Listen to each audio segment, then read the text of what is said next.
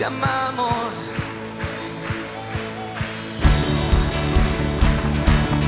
La melodía del clamor de tu iglesia. Jesús regresa. Hasta que Él venga subirá la adoración de los que anhelan tu belleza. Jesús regresa.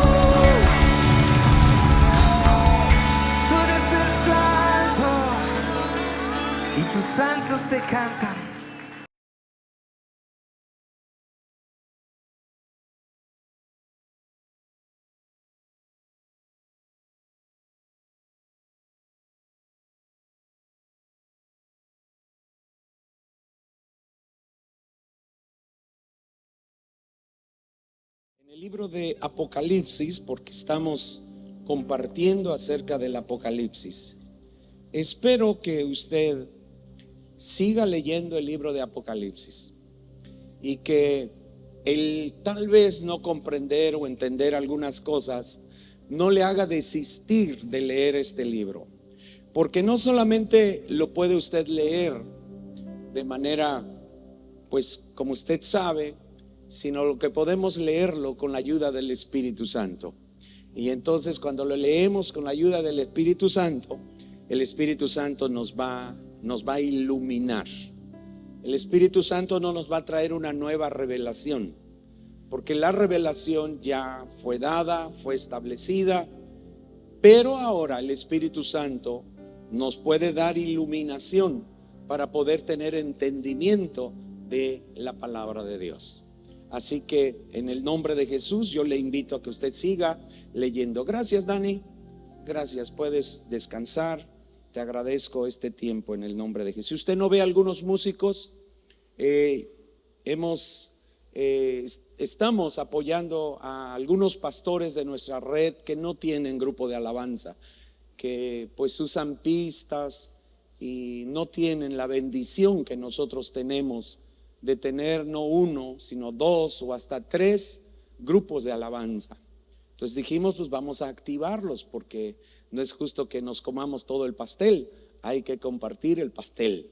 Así que cada semana está viajando un grupo, y esta ocasión toca a la iglesia Restauración allá en Carrillo Puerto. Van a estar todo este mes, 4 domingos van a estar, y de ahí ya Dios nos va a enviar a otro lugar. Así que si usted no los ve acá, no es que están disciplinados, es que están enviados para servir al Señor también a través de la alabanza allá en la iglesia de Carrillo Puerto, con nuestros pastores Raúl y nuestra hermana Diana Chi. Así que gracias a Dios, amén. Así que vamos a abrir la Biblia, el libro de Apocalipsis, capítulo 3, vamos a leer del versículo 14 al versículo 22. Apocalipsis 3, 14 al 22. Dice así: y escribe al ángel de la iglesia en la Odisea: he aquí el amén, el testigo fiel y verdadero, el principio de la creación de Dios, dice esto: yo conozco tus obras, que ni eres frío ni caliente. Ojalá fueses frío o caliente. Pero por cuanto eres tibio y no frío ni caliente, te vomitaré de mi boca. Porque tú dices: yo soy rico y me he enriquecido, y de ninguna cosa tengo necesidad. Y no sabes que tú eres un desventurado, miserable, pobre, ciego y desnudo. Por tanto, yo te aconsejo que de mí compres oro refinado en fuego, para que seas rico, y vestiduras blancas para vestirte, y que no se descubra la vergüenza de tu desnudez, y unge tus ojos con colirio para que veas. Yo reprendo y castigo a todos los que amo. Sé pues celoso y arrepiéntete. He aquí, yo estoy a la puerta y llamo. Si alguno oye mi voz y abre la puerta, entraré a él y cenaré con él y él conmigo. Al que venciere, le daré que se siente conmigo en mi trono, así como yo he vencido y me he sentado con mi Padre en su trono. El que tiene oídos para oír, oiga lo que el Espíritu dice a las iglesias. Padre, gracias te damos por esta reunión tan hermosa donde con toda la intención y con todo el corazón hemos querido adorarte, exaltarte, mi Dios. Hemos disfrutado las evidencias de tu fidelidad, de tu poder, de tu gloria, Señor, a través de los testimonios que hemos escuchado. Gracias, Señor, porque podemos confiar en que hay familias comprometidas y que comprometen a sus hijos, Señor, para vivir de acuerdo a la palabra de Dios y no conforme a la corriente de este mundo, mi Dios. Gracias porque en este momento podemos abrir tu palabra y podemos ser ministrados a través de ella por tu precioso Espíritu Santo. Gracias te damos en el nombre de Jesús. Amén y amén.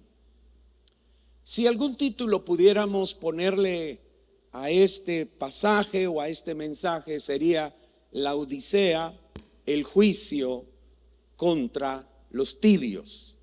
Si algún título pudiéramos ponerle, podría aplicarse la Odisea, el juicio contra los tibios. Lo primero, en el primer versículo o en el versículo 14, encontramos la mención de el apóstol Juan de la iglesia de la Odisea. En primer lugar, la iglesia estaba en una ciudad llamada Laodicea, y esta ciudad era una de las ciudades más ricas de toda la región.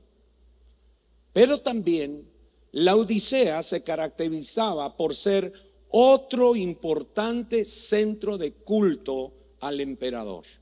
Ha de saber usted que los emperadores romanos eran considerados como dioses, como deidades, y por eso se les adoraba. Esa era una de las razones por las cuales el Estado perseguía a los cristianos del primer siglo, porque los cristianos no eran perseguidos solamente por los judíos, por el sistema religioso de los judíos, sino también eran perseguidos por el Estado, el Imperio Romano. De hecho, se unió el sistema religioso y el Estado romano para perseguir a los cristianos. Qué cosa tan tremenda. Digo, qué tiempos se vivieron, qué dramáticos eran los tiempos para los cristianos en el primer siglo. Perseguidos por una parte por el sistema religioso y perseguidos por otra parte por el Estado. Los judíos perseguían a los cristianos porque ellos, siendo muchos de ellos judíos, creyeron en el Mesías que el sistema religioso decía que no era. Es decir, eran perseguidos porque creían en un Mesías falso según el sistema religioso, que era Cristo. Pero los cristianos eran perseguidos por el Estado, no porque los cristianos o porque la gente creía en Cristo, sino porque los cristianos decían, contrariamente a lo que el Estado establecía, que Jesucristo era el Señor. El Estado decía, César es el Señor. Pero los cristianos decían, no, César no es el Señor, Cristo es el Señor. Entonces eran perseguidos por ello. Y no solamente eran perseguidos en el sentido de molestados, sino que eran perseguidos con el propósito de matarlos. Pero la historia dice con toda claridad que los primeros cristianos perseguidos por el Estado eran crucificados, eran quemados vivos y eran puestos como antorchas encendidas para alumbrar las calles de las ciudades bajo el Imperio Romano. Qué bendición nosotros estamos viviendo hoy, y muchos no lo aprovechamos. Hoy ninguno de nosotros vino a este lugar arriesgándolo todo. No sé si alguien vino a este lugar arriesgándolo todo, pero estoy seguro que nadie de los que estamos aquí vinimos arriesgando nuestra vida. Dios ha abierto una puerta y ojalá nosotros podamos aprovecharla al máximo. Pero le decía que la ciudad de Laodicea, la iglesia en Laodicea, amados, era una ciudad muy rica, pero a la vez era un centro importante de culto al emperador. Con todo y su notable prosperidad, es evidente, al leer, es evidente que la iglesia de Laodicea es la única de las 7 iglesias a la que Cristo no dijo ni mencionó nada positivo. Jesús no mencionó nada positivo de la iglesia de Laodicea, contraria a la iglesia de Filadelfia. A la iglesia de Filadelfia no le dijo nada. A todas las demás iglesias les dijo: tengo algo contra ti, tengo algo contra ti. Pero a la iglesia de Filadelfia no le dijo nada. Todo fue positivo. Pero contrario a la iglesia de Laodicea, Jesús no le dijo nada positivo. Eso es tremendo. Entonces, lo primero entonces que encontramos en este pasaje, en el primer versículo, es que Cristo se identifica de 3 maneras muy sobresalientes que debemos tomar en cuenta. Cristo. ¿Por qué, hermanos? Porque si nosotros leemos el libro de Apocalipsis, desde el principio le dije que el libro de Apocalipsis no es un libro apocalíptico. El libro de Apocalipsis no tiene la intención de descifrar los misterios acerca de la segunda venida de Cristo. Básicamente el libro de Apocalipsis está escrito en el primer capítulo, dice la revelación de Jesucristo. Entonces el libro de Apocalipsis tiene como propósito revelarnos a Cristo, a ese Cristo que predicamos, a ese Cristo que adoramos, a ese Cristo que exaltamos. ¿Cómo podemos adorar al Cristo si no le conocemos? ¿Cómo podemos predicar de Cristo o al Cristo que no conocemos? Y entonces es evidente que el libro de Apocalipsis tiene que ver con la revelación de Él, que usted y yo le conozcamos. Por eso es muy significativo que en el primer versículo que estamos leyendo, Cristo, se presenta, se identifica de 3 maneras que tú y yo necesitamos conocer. Primero, Jesús dice: Él es el amén. Él es el amén. Si yo le preguntara qué significa amén, usted me diría tradicionalmente, porque tradicionalmente se ha considerado que la palabra amén significa así sea. Otros dicen no, no es así sea. Amén significa así es. Pero entonces el amén, por supuesto que para nosotros es una palabra muy familiar. La repetimos al final de nuestros credos, de nuestros himnos, de nuestras oraciones. Cuando escuchamos una palabra, ¿qué decimos? Amén. Cuando escuchamos algo glorioso, amén, ¿verdad? Es parte de nuestro lenguaje cristiano. Normalmente se entiende como algo que significa así sea, pero su fuerza real, ponga atención, su fuerza real en términos bíblicos, hermanos, es mucho más fuerte. Amén, en realidad y realmente tiene que ver con un juramento. Decir amén significa, por favor, escucha, significa invocar o confirmar sobre uno mismo las maldiciones del pacto. Es decir, que cuando decían amén, ellos estaban confirmando todas aquellas maldiciones que incluía el pacto para aquellos que no podían cumplir el pacto. Eso está en Deuteronomio 27, 15 al 26.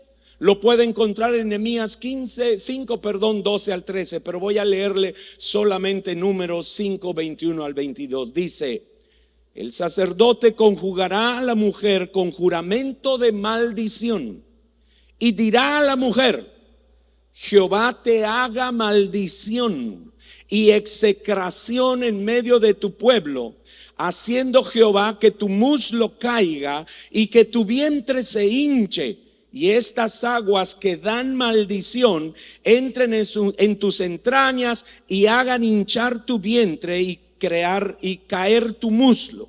Y la mujer dirá: amén, amén.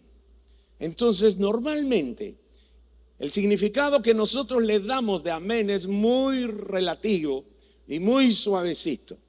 Porque en realidad el amén y amén bíblicamente es la afirmación de las maldiciones que incluye el pacto cuando no se cumple.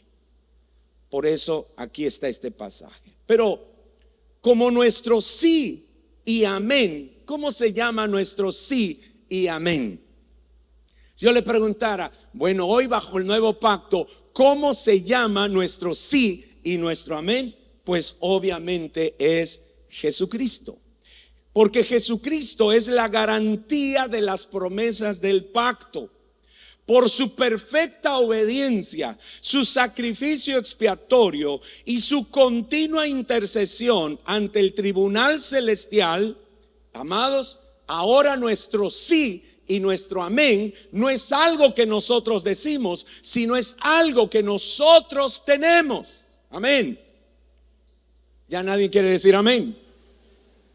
No es algo que nosotros solo decimos, sino es algo que ahora nosotros tenemos, porque la palabra dice que todas las promesas de Dios son en Él y en Él. Amén. Cristo Jesús. Aleluya. Segunda de Corintios 1:20 dice, porque todas las promesas de Dios son en Él sí y en Él amén. Mire, por medio de nosotros, para la gloria de Dios.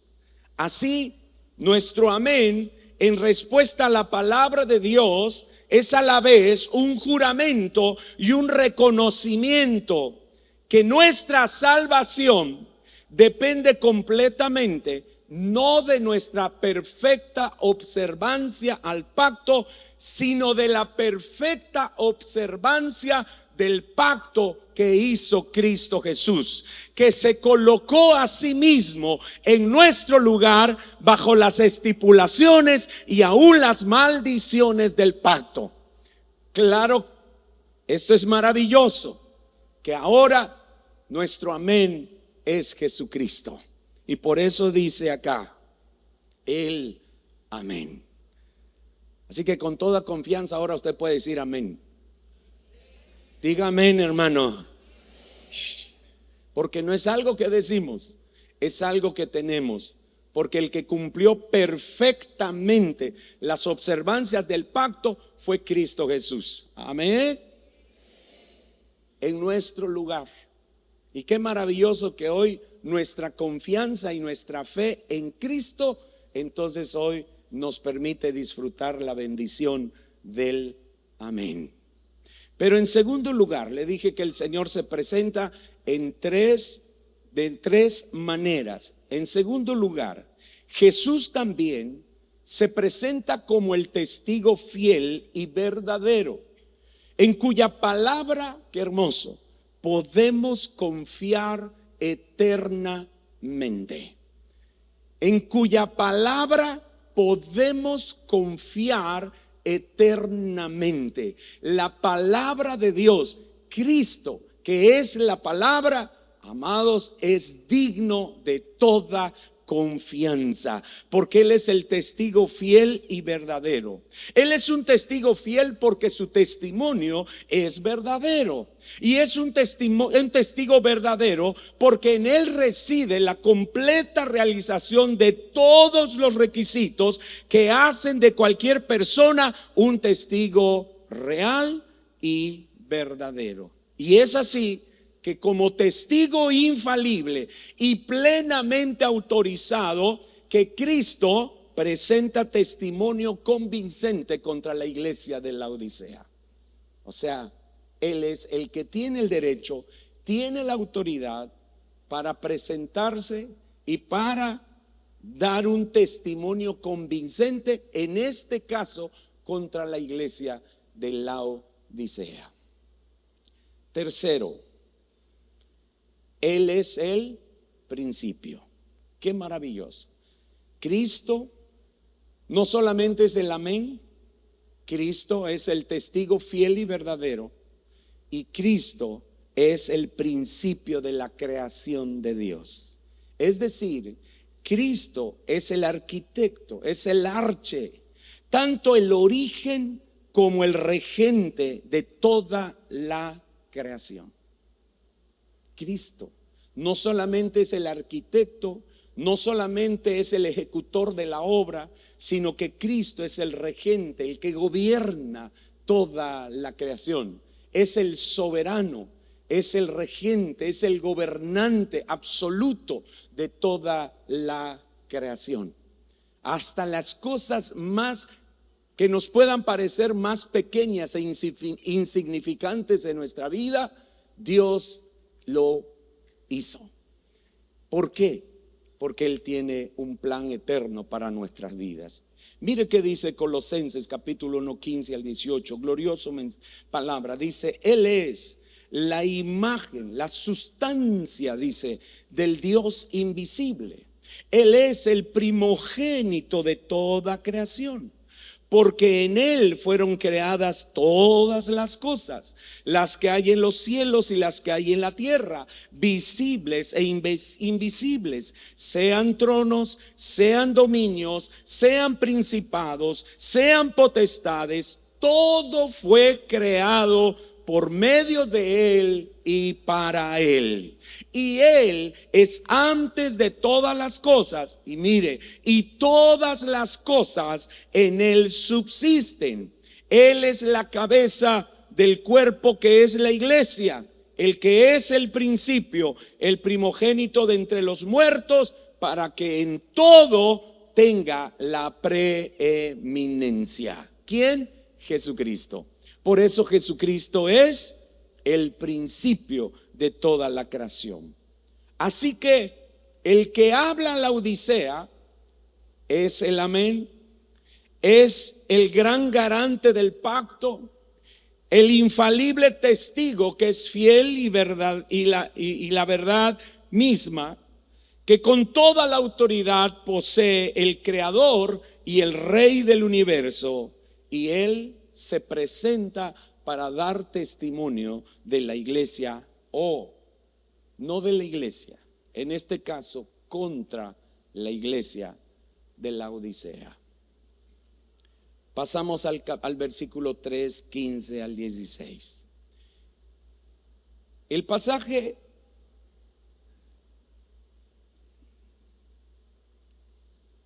de Apocalipsis 3, 15 al 16 nos muestra la dramática condición de la iglesia de Laodicea. Ahora, debemos de entender que cuando estamos hablando de la iglesia, no estamos hablando solamente del aspecto corporativo de la iglesia que somos nosotros. La iglesia también, de manera personal, somos la iglesia.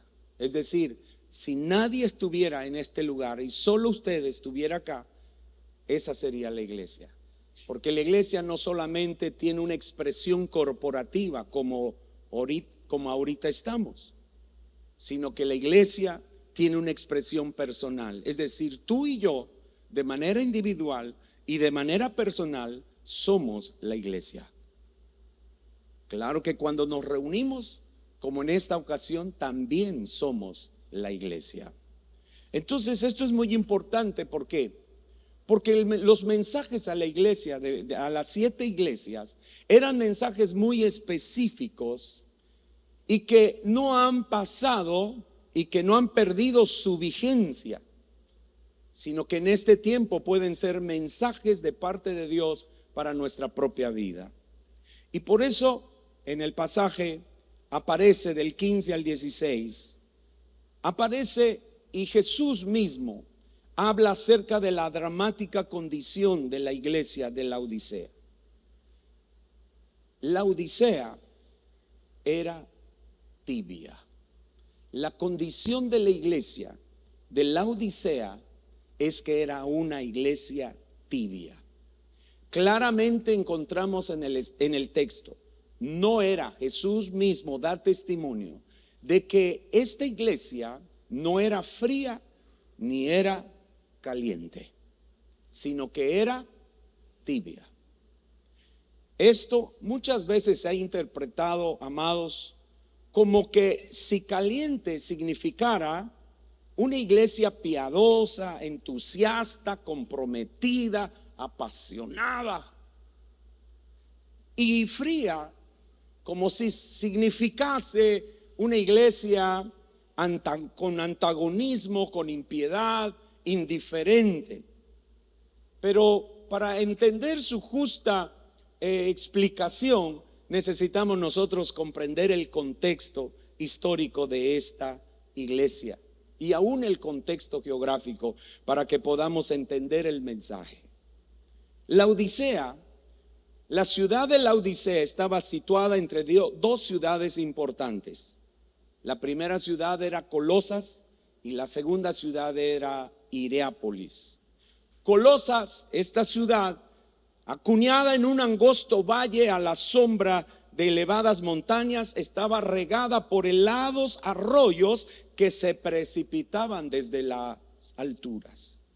En contraste, la ciudad de Hierápolis era famosa por sus calientes manantiales de aguas minerales que fluían desde la ciudad y atravesaban una alta llanura hasta caer en cascadas por un precipicio que daba frente a la ciudad de Laodicea.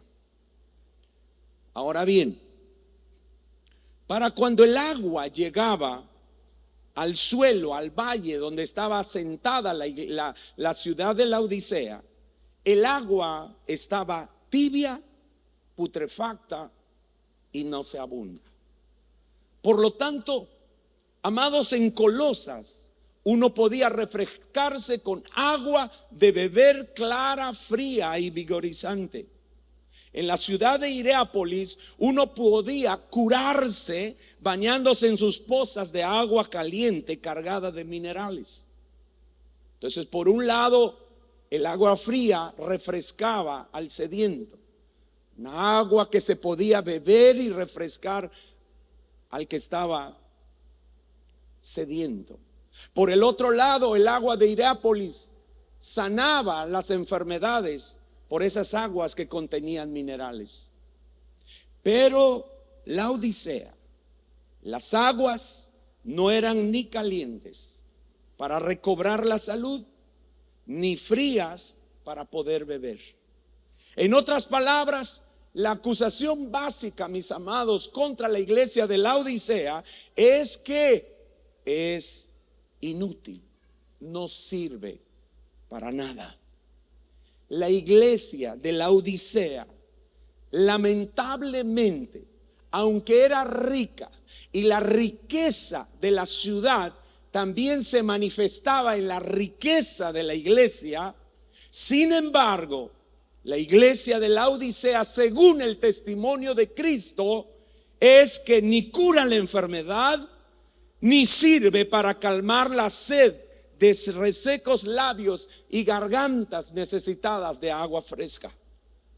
Esto es, mis amados, que la clase de cristianismo representado por Laodicea, la iglesia de Laodicea, era inútil. La iglesia no proporcionaba ni refrigerio para el espiritualmente cansado, ni sanidad para el espiritualmente enfermo. Era totalmente ineficaz y por lo tanto se convertía en algo desagradable para el Señor. Esto es duro. Esto es bien complicado. Porque Dios no se guía por apariencias.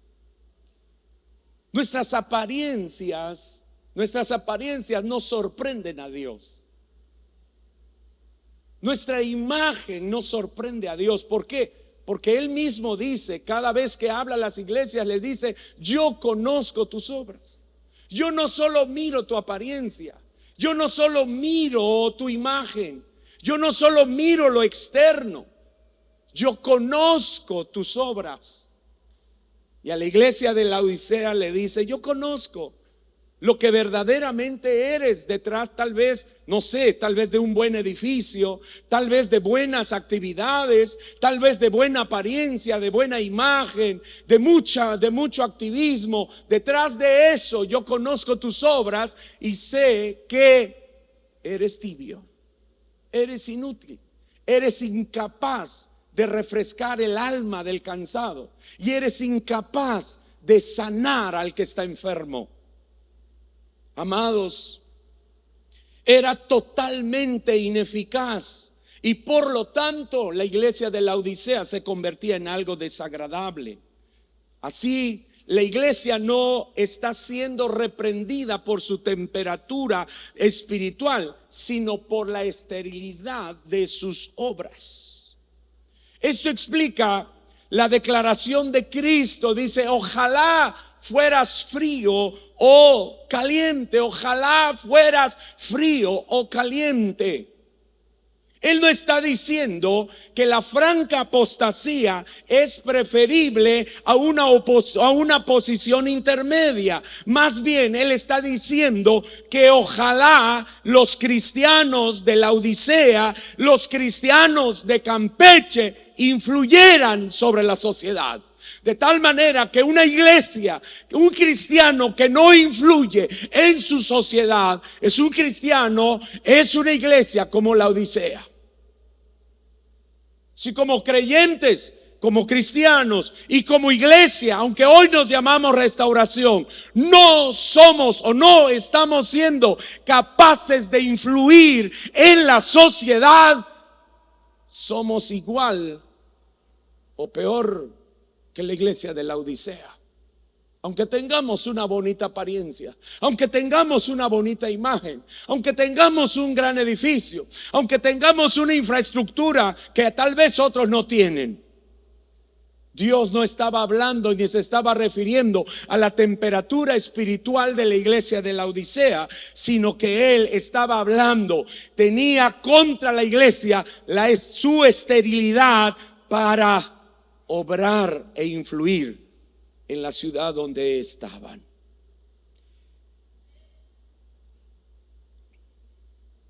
El llamado al cristiano es a no mezclarse con el ambiente pagano.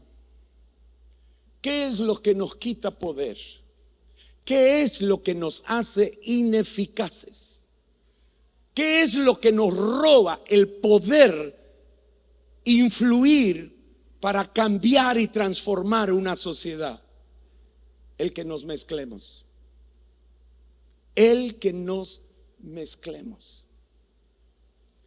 Por eso el llamado al cristiano es, amados, el llamado al cristiano es a no mezclarse con el ambiente pagano, sino a convertirlo, a reformarlo, a reconstruirlo en términos del consejo total de Dios y como lo manda su preciosa palabra.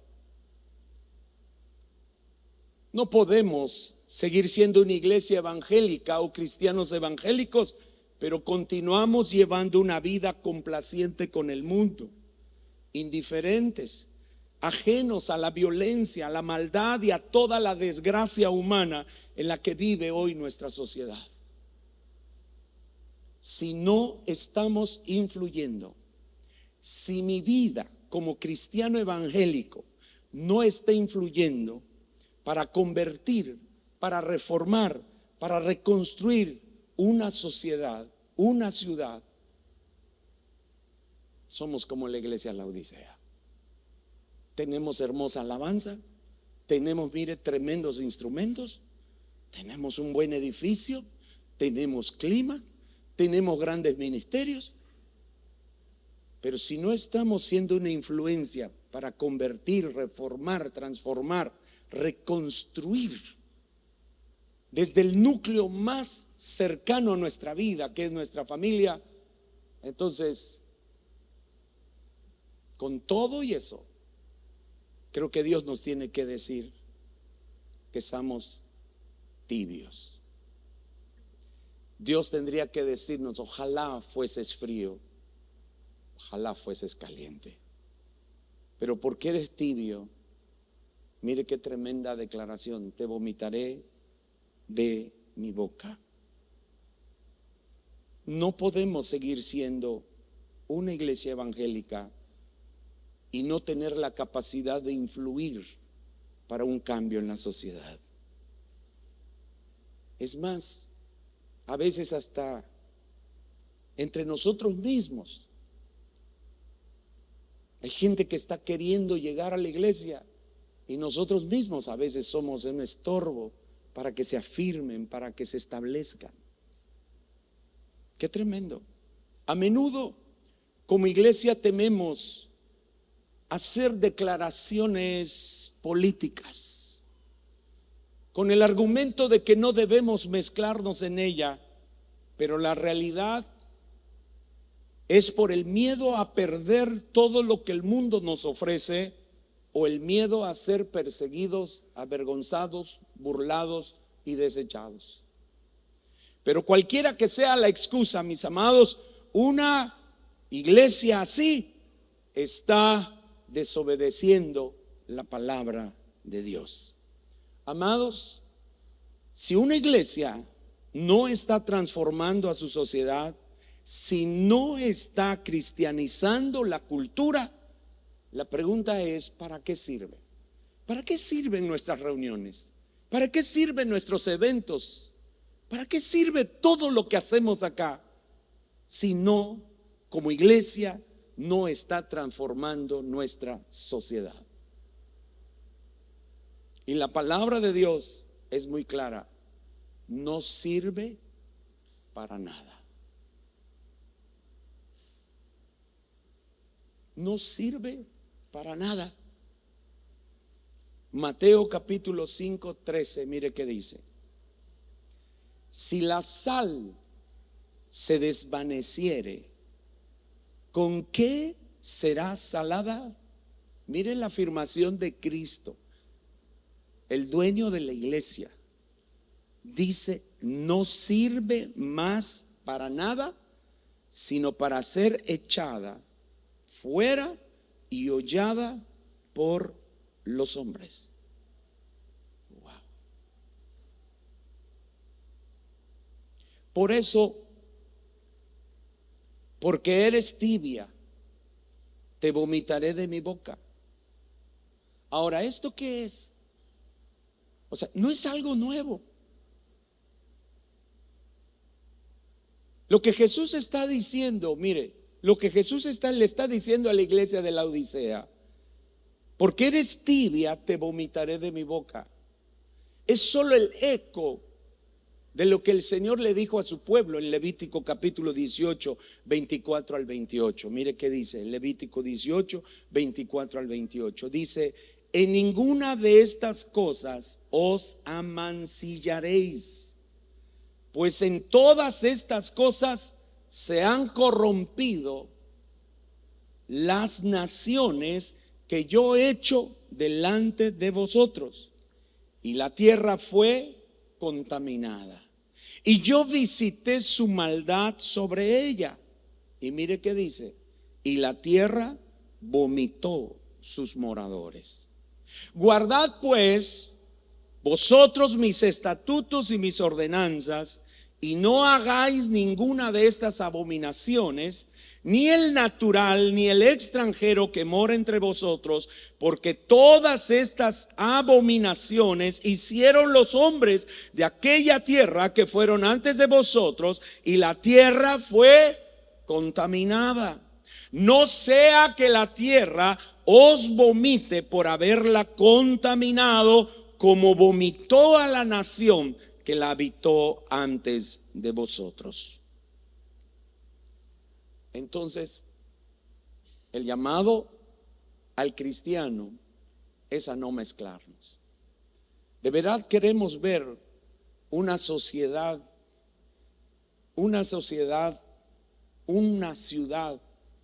transformada, cristianizada, reconstruida bajo los principios del reino de Dios.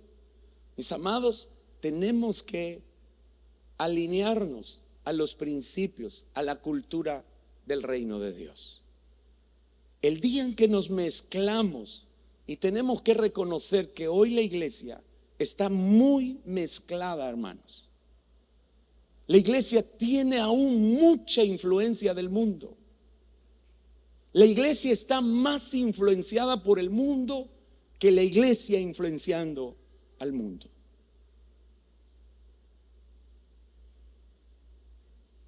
Un pastor en esta semana decía: la iglesia evangélica cristiana es la más idólatra de las religiones. Cuando escuché eso, digo: wow, ¿por qué está diciendo esto? La iglesia cristiana es la iglesia más idólatra de todas las religiones. ¿Por qué? Porque hacen de los ministerios, hacen de sus ídolos. Si no, mire, ¿cuánto cristiano fue a ver a Ramón Ayala? ¿Verdad? Ayer, Ramón Ayala. Bueno, es Raymond no sé qué, pero es Ramón Ayala, ¿no? O el famoso Daddy Yankee. ¿Usted cree que? Yo no dudo que alguien fue y de verdad adorar a Dios, pero la gran mayoría, hasta algunos de aquí, ¿verdad? Y no, terminando ya me voy porque tengo que estar allá. Y así somos. Y nos mezclamos. Si queremos ser una influencia para el mundo, para nuestra sociedad, debemos de estar comprometidos con la cultura del reino de Dios. Me dio tanta tristeza ver que alguien subió, y alguien que estuvo aquí lamentablemente subió en el Facebook, ¿verdad?, su relación, la dicha, la alegría y el gozo de hoy por fin haber encontrado el amor con una persona de su mismo sexo.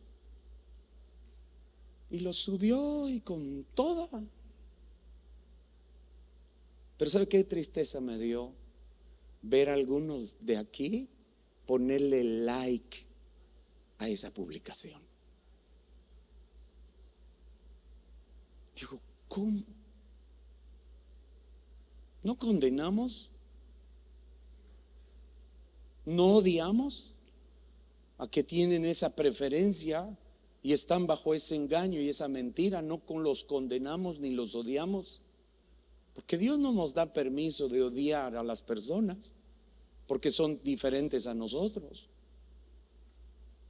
Al contrario, el Señor dice que amemos a nuestros enemigos. Pero darle un like a una cultura, a un pensamiento, a una forma de vida que es totalmente contraria a la palabra de Dios, al principio de Dios. Ya no hablemos de los principios divinos, de los principios naturales de la vida. Darle un like y decir un aplauso y decir: wow, qué bien, wow, felicidades. Eso es verdaderamente frustrante.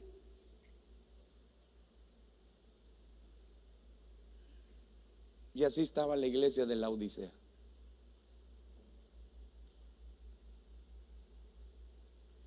La tibieza laodicense es abominación al Señor. Aquí lo dice.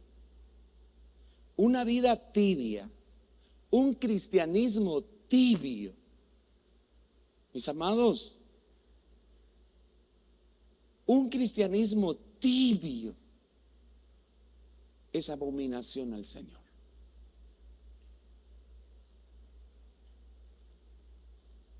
Si crees que Dios se agrada y crees que por su gracia y crees que por su amor y crees por su misericordia que Dios se agrada de una vida cristiana tibia, estamos equivocados. Es algo que a Dios le desagrada. Tan es así que Él dijo: te vomitaré de mi boca. La tibieza es abominación al Señor por no causar una impresión en el mundo y conformarse así a las normas paganas o por no hacer un alboroto a causa de esas normas, lo que equivale a lo mismo, la iglesia está en peligro de ser cortada de Cristo. Y aún su mismo liderazgo está amenazado con la excomunión a gran escala. Te vomitaré de mi boca. Mis amados, no termina el mensaje, pero que lo que hoy Dios nos ha hablado y nos ha enseñado a través de la iglesia de la Odisea, podamos nosotros reflexionar.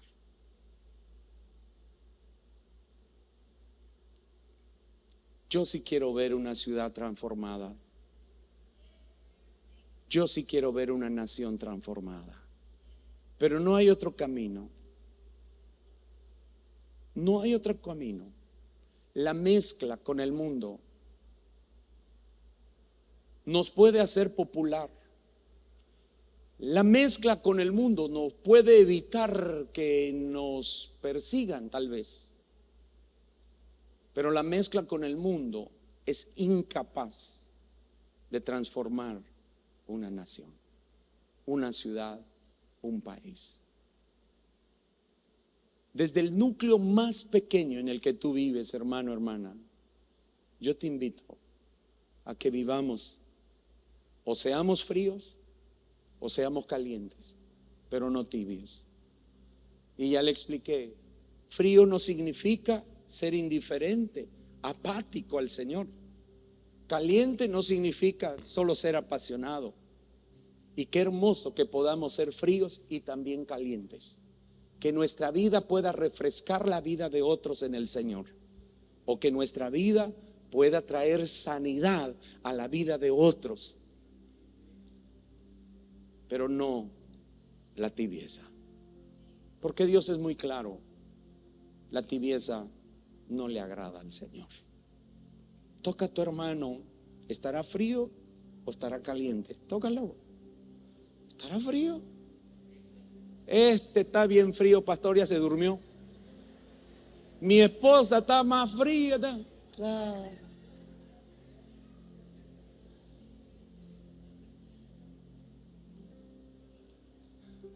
Póngase de pie.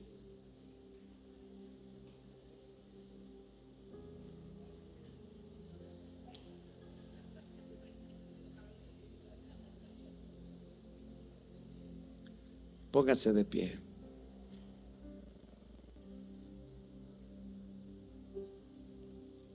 Todavía hay más que necesitamos aprender de la iglesia de la Odisea, pero hoy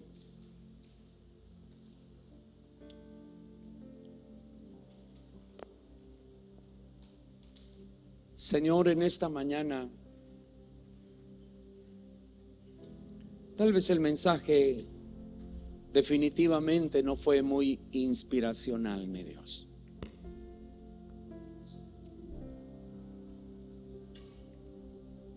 Pero creo que es un mensaje que nos debe llevar a reflexionar. La riqueza material de la ciudad de la Odisea también se reflejaba en la riqueza material de la iglesia de la Odisea.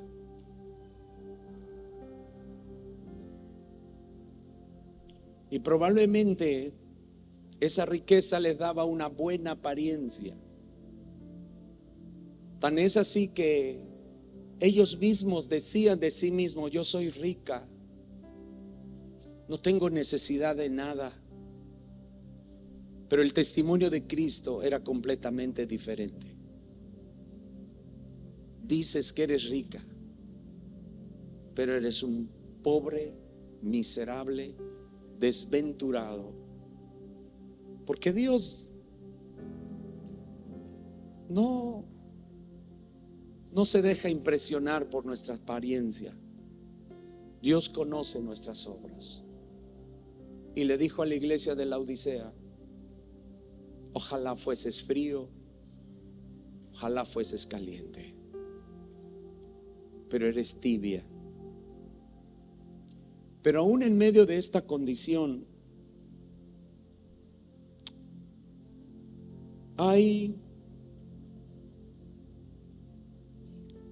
todavía hay una expresión, todavía Dios le profesa amor a su esposa, a su iglesia, y por eso la llama a arrepentirse. Dios, en este momento te queremos pedir perdón, porque hay muchas cosas con las que nos hemos mezclado, mi Dios, y que sutilmente el mundo ha ido ocupando lugar en nuestra vida. Y Señor, en esta hora te pedimos que nos perdones. ¿Por qué no levantas tus manos un momento?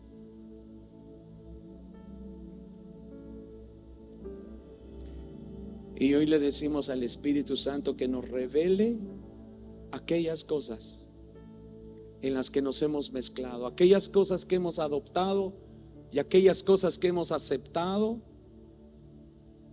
y que no deberían de ser parte de nuestra vida, de nuestro pensamiento, de nuestra vida cotidiana. Padre, en el nombre de Jesús, yo te pido en este momento que aún como iglesia tú nos reveles las cosas. Señor, que para nosotros sea preferible sacar de nosotros lo que no es agradable a ti, incluso sacar del cuerpo lo que no es agradable a ti, que ser vomitados por ti. En el nombre de Jesucristo, en el nombre de Jesús. Hemos adoptado modas, hemos adoptado pensamientos, hemos adoptado formas. Padre, en el nombre de Jesús,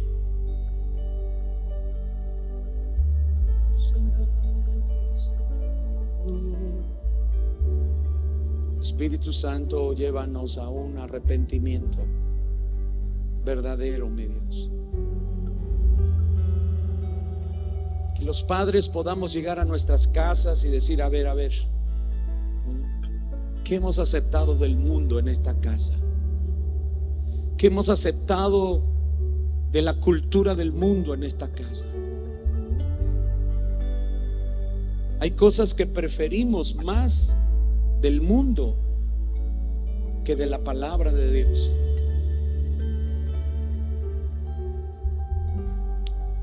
Oh Padre, en el nombre de Jesús, Espíritu Santo, guíanos, Padre. No esperamos que el gobierno transforme esta ciudad. No esperamos, Señor, que otros vengan a arreglar lo que se tiene que arreglar en esta ciudad. Esa es una responsabilidad de nosotros como iglesia. Que podamos ser una iglesia que refresca el alma del sediento, mi Dios. Que podamos ser una iglesia que sana, venda las heridas de aquellos que vienen del mundo, Señor, enfermos, heridos, lastimados. Que seamos el medio por el cual tú, Señor, sacias la sed del necesitado y sanas el corazón, Señor, del enfermo. En el nombre de Jesús te lo pedimos. En el nombre de Jesús, aquí estamos, Señor, y te pedimos perdón. Yo te pido perdón. Yo te pido perdón, Señor, con todo mi corazón.